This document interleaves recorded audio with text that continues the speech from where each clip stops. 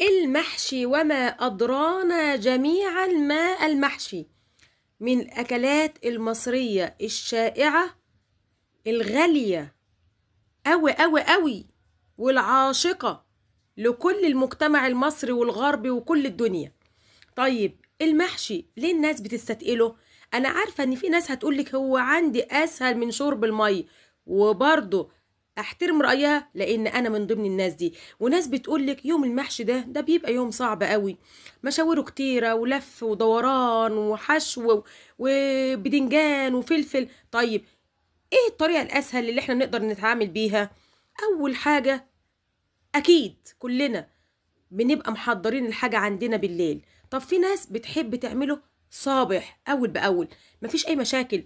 لما تحبي تعمليه صابح وما بتحبيش تخزنه في الفريزر، وانا برضو ما بحبش تخزينه في الفريزر، خلي الادوات الرئيسيه عندك قبليها بيوم. يعني الطماطم بطبيعه الحال بتبقى صلصه في الفريزر، ده مؤكد ما فيهوش كلام.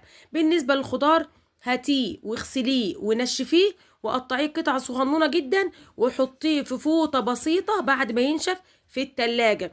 ولو حبيتي كمان تعملي التقلية البصلاية بحبة الطماطم وتسبكيهم وتخليهم في التلاجة برضه لتاني يوم، حاجة جميلة.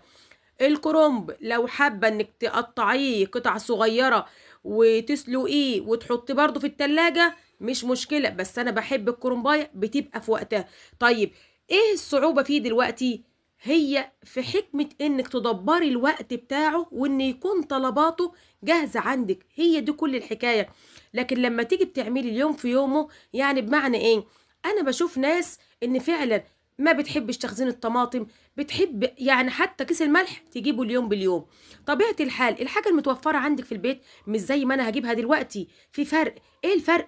في التوفير، في الاكل، في الصحة، في الوقت. احنا في وقت شتاء، الدنيا شتت وسقعة، هتنزلي تروحي فين؟ لو الحاجة موجودة دي بتبقى مية مية. تمام.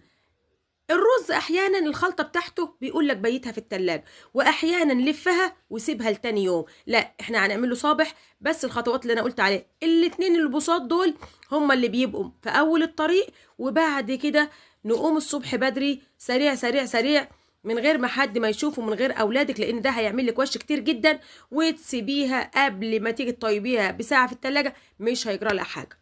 خلاص.